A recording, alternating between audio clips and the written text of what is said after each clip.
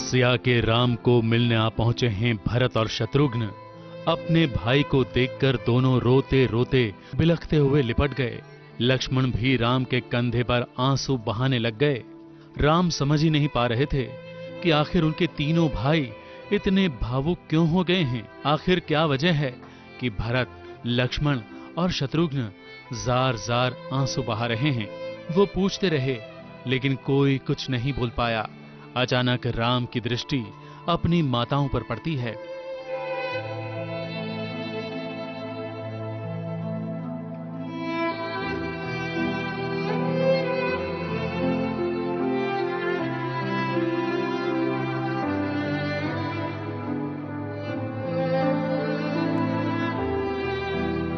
माताओं को विधवा के रूप में देखकर उन्हें ज्ञात हो गया कि उनके पिताजी राजा दशरथ अब नहीं रहे। फिर क्या था, श्री राम दौड़े और जाकर अपनी माताओं से लिपट गए और वो भी अपने अनुज और माताओं के साथ रो पड़े, वो भी बिना ग्लिसरिन।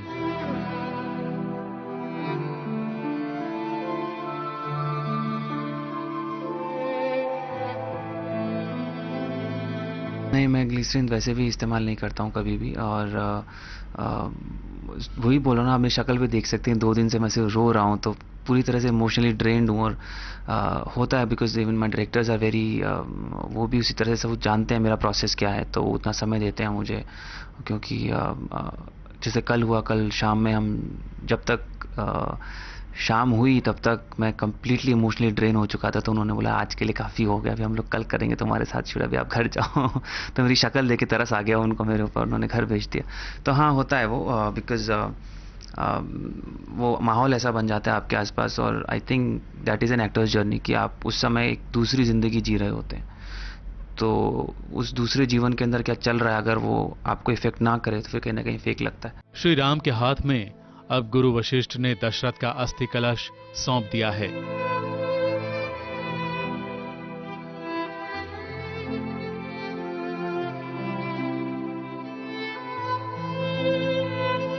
श्री राम ने गंगा में अपने पिता के अस्थियों को विसर्जित करने के लिए तैयारी आरंभ कर दी है। अस्थि कलश उठाने के लिए शक्ति पा रहे हैं अपने व्यायाम की मदद से। और फिर आ गया वो भावुक क्षण, राम के लिए भी और उनके परिवार के लिए भी।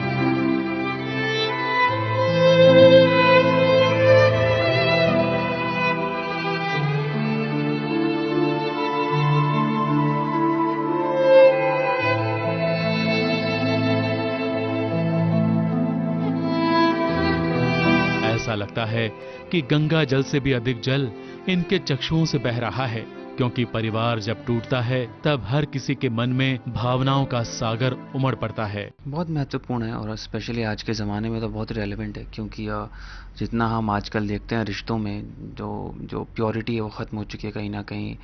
मटेरियलिस्टिक हमारी ज़िंदगी हो चुकी है इतनी, और किसी का कसूर नहीं है वो, because that's how life is. और ये गलत भी नहीं है, मैं इसे गलत नहीं बोलता हूँ कि अब मटेरियलिस्टिक ना हो, या जो आज की पीढ़ी है वो ऐसा सोचती है तो गलत है। क्योंकि वैसी ही अपब्रिंगिंग है, वैसा ही समाज है, वैसा ही माहौल है आसपास। तो जैसा हमारे आसपास माहौल होता है हम वैसे ही हो जाते हैं, हम वैसे रिएक्ट करते हैं। तो इसी वजह से रामायण लिखी भी गई थी कि जब इस तरह का माहौल आपके आसपास हो तो आपके पास में एक एग्जाम्पल हो देखने के लिए, सीखने के लिए, टू लुक अप टू, कि किस तरह से आदर्श रिश्ते होने चाहिए, आदर्श भावनाएं होनी चाहिए, आदर्श समाज होना चाहिए। अस्थि विसर्जन के बाद भरत श्री राम को वनवास त्याग कर पुनः अयोध्या आकर राजकाज संभालने की विनती कर रहे हैं, मगर श्री राम नहीं जाएंगे। भरत को श्री राम की चरण पादुका लेकर ही लौटना पड़ेगा।